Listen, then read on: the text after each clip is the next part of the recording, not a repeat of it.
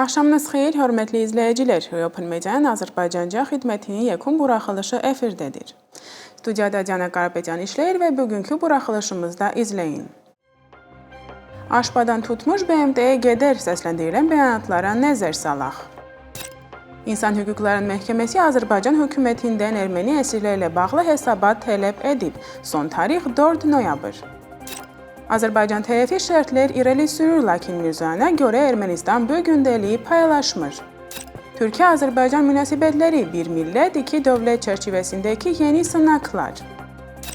Azərbaycan dostun genişlənməsi və Paşayevlərin hakimiyyətini qlanlaşdırma perspektivi. Və həbsdədirlər, amma susmurlar. Jurnalistlər Azərbaycan həbsxanalarındakı qalmaqalları ifşa edirlər.